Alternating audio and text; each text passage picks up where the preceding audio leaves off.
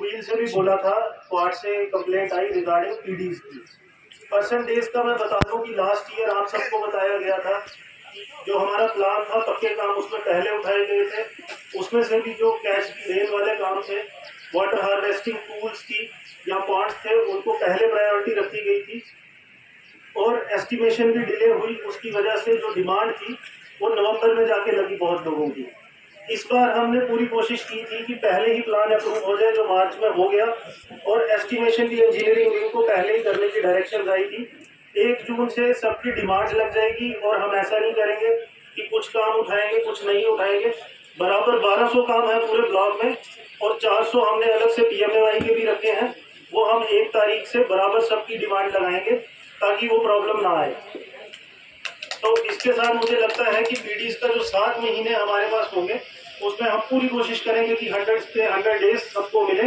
इस बार कोई डिले उस तरीके का ना आए। इसके सिवा हल से मुनीर ने और एक ध्रुवील के क्वाड से आई थी डिमांड रिगार्डिंग सीएससी।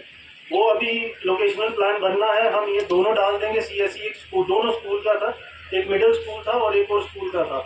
यहाँ मस्जिद थी, वहाँ पे हम कहीं एक जगह डालेंगे। वो ऑनरेबल एमएलए साहब से वेट करवाया जाएगा, उसके बाद अप्रूव होगा। Thank you. अटेंडेंस चढ़ ही नहीं पा रही थी, पहले चढ़ जाती थी उससे पिछले साल तक। अब जब 15 लोगों की अटेंडेंस उसी दिन 2 टाइम खड़े होंगे 15 लोग, तो ही 15 लोगों को पैसा देगा। अगर ऊपर से चेंज हुआ तो आपको बताएंगे। ठीक है सर। उसके बाद एक चीज़ मैंने पहले ये सवाल यहाँ भी किया था, कुछ लोगों की अक्टूबर नवंबर में जिनकी डिमांड लगी थी उनके 6 महीने में डेज पूरे नहीं हुए 50, और जनवरी फरवरी में जिनके लगे उनके 95 कैसे आए। और लोगों को पता ही नहीं होता है, वहाँ वो जो फोटो अटेंडेंस लगाने वाले होते हैं लोगों को पता ही नहीं होता है, वो अपने हिसाब से रखते हैं। जो भी होगा वो पब्लिक के बीच पब्लिक डोमेन में मीटिंग होनी चाहिए। पब्लिक जो सेटिस्फाई करेगी वही होना चाहिए, अपनी मर्जी से वाला काम नहीं होगा। आप जवाब देंगे तो उसके बाद इन्होंने लोगों ने तो बहुत जब उनसे कंप्लेंट आई, ये जायज़ है, ये बिल्कुल ठीक है, क्योंकि ठेकेदारों ने आज जो है काम बिल्कुल 3 उसकी पाइपें हर दिन फंस जाती हैं। मैं चाहता हूं कि वहां लोहे की पाइप लगाई जाए ताकि वो स्कीम कामयाब हो जाए। जनाब लोहे की थी, इन्होंने बाद में वो किया था एलडीपी में कन्वर्ट, मगर दोबारा आपके कहने से हम दोबारा इस पर गौर करेंगे इंशाल्लाह। और दूसरी बात यह है कि लोगों की तो मैक्सिमम है कि आज ही कंप्लीट होना चाहिए, हर काम जो है कंप्लीट होना चाहिए, मगर 3 महीने से बिल्कुल काम हमारे बहुत सुस्त है, क्योंकि गवर्नमेंट ने फंडिंग जो है रोक दी है, कोई पैसा नहीं आया, अक्टूबर के बाद कोई पैसा नहीं आया। हमने काम को शुरू करवाया था ठेकेदार से, खुद से काम हुए भी, मगर बीच में अटक गया।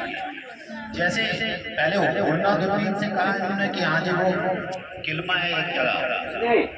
मेरी बात सुनो, आपकी एनआईटी में ये थोड़ा लिखा है कि ठेकेदार, बिल्कुल आपका कहना जायज है। आपकी एनआईटी में ये नहीं लिखा है कि ठेकेदार को कहा है कि आपको पेमेंट देंगे फिर आप काम करोगे। बिल्कुल इसी का जवाब मैं आपसे अर्ज करता हूँ, क्योंकि मैंने जो अपनी वो नोट्स थी पूरी कंप्लीट कर चुका हूँ, और आपको भी मेरे ख्याल में मैंने व्हाट्सएप पे भेज दी। और इसका जो है वो एक्शन साहब ने और हायर अथॉरिटी ने डिसीजन लेना है। मेरे तक जितना था मैंने जनाब सब कुछ कर दिया, क्योंकि बाकी आपका कहना है कि एनआईटी में हमने कोई जिक्र, अलॉटमेंट में कोई जिक्र नहीं है कि उसको हम कह रहे पैसे के लिए। मेरी रिक्वेस्ट है, मुझे पता है एडम साहब आपके, आप काम करने वाले हो, अगर आप इस वक्त देखो ये जल स्कीम नहीं बनाई है आपके डिपार्टमेंट ने, इसको एक इलेक्शन स्कीम बनाई। ठेकेदार एक, उसके आगे एक और मेट, उसके आगे और एक मेट, फिर मजदूर। मुझे बताइए जो आपकी ड्राइंग है, क्या आपने चेक की स्कीम में क्या हुआ है? जहां आपका सोर्स था, जहां से आपने स्कीम उठानी थी वहां से उठी नहीं है।